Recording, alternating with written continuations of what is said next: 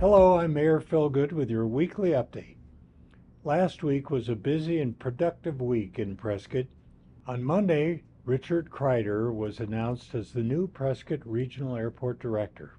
Rick comes to Prescott from San Antonio, Texas, where he served as Executive Vice President for Airport, Railport, and Military Relations at Port San Antonio. Rick brings a wealth of experience and connections with the airport industry across the nation, which will serve our Prescott Regional Airport very well. Rick will start his employment on May 28th. On Tuesday, during the council voting meeting, we voted to approve the selection of Dallin Kimble as the new city manager. Dallin comes to Prescott with 14 years of public sector experience in Arizona, Virginia, and California, including 8 years as county administrative officer in Mariposa County, California, which is the home of Yosemite National Park. Dallin brings solid public sector leadership experience, and I look forward to working with him as we move forward with many important initiatives for our city. Dallin will begin employment on May 20th, 2024. We currently have an ongoing microseal pavement preservation project on Willow Creek Road from Iron Springs intersection by YRMC to Green Lane that began on March 18th. This road project is expected to be completed at the end of April. If possible, please avoid Willow Creek Road using alternate routes. If you must drive along Willow Creek Road, I recommend that you plan extra time to reach your destination.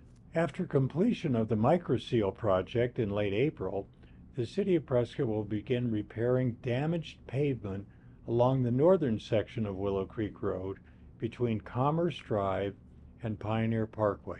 This project will consist of removing and replacing the asphalt pavement along the southbound curbside lane of Willow Creek Road. Once these projects are complete, the improvements will extend pavement life and improve the road quality for Prescott motorists. A public flood risk open house will be held today, April 1st, 2024, from 4 to 7 p.m. at the Rollie B.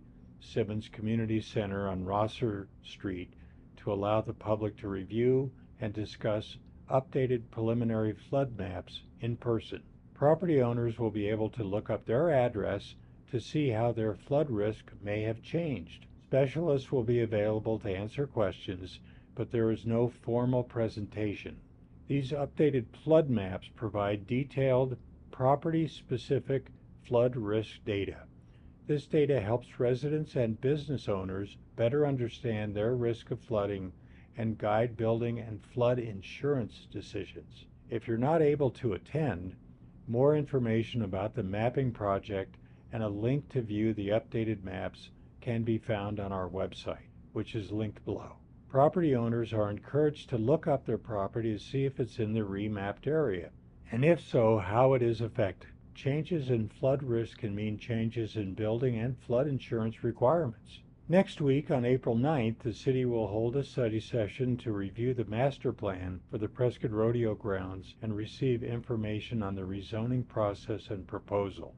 Documents related to the Prescott Rodeo Grounds rezoning and master plan are posted on the city's website. Citizens can go to our city website and scroll down to the Rodeo Grounds master plan. The City of Prescott is offering a free brush and vegetation debris drop-off event the entire month of April for its residential trash customers. This event runs every Saturday in April from 7 a.m. to 3 p.m. at the City of Prescott Transfer Station, located at 2800 Sundog Ranch Road. Proof of City of Prescott residency is required. Please do not bag the brush or vegetation debris and do not include other trash. Remember to cover and contain all loads while transporting. This time of year, the Prescott area enters wildland fire season as the winter moisture subsides and the weather turns drier and warmer.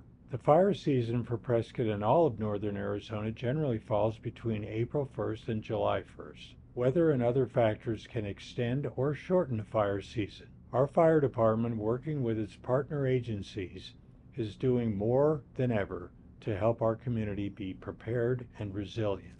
However, as a community within a wildland-urban interface, we can always do more to minimize the risks. For those folks new to the area and possibly unfamiliar, being fire-wise relates to creating a defensible space around your home to decrease an approaching wildfire's intensity and to help give some working room for firefighters.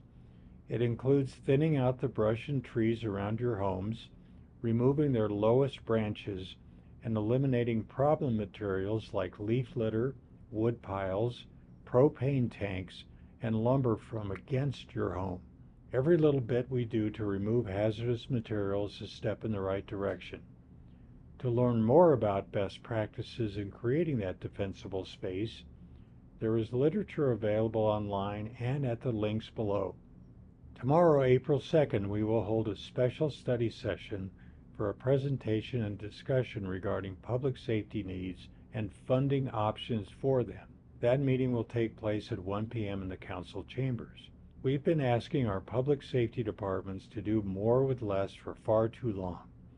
When we look at the statistics of our growth in our population, the expansion of our borders, and the ability for us to be able to respond in a prompt manner so that every one of our citizens can be assured that they have equal access to public safety, we are simply not meeting that need equally.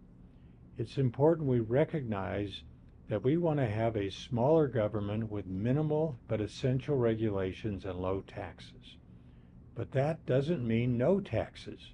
Proposition 443 showed that we could raise substantial revenue to fill the huge gap in our PSPRS pensions, yet we were able to retire that tax 50% faster than we even anticipated. Even so, we were the lowest taxed community in the Quad Cities. That pension tax demonstrated that we do have revenue options that we can utilize to deal with this essential and growing challenge. The meeting tomorrow is our first step in considering solutions and options.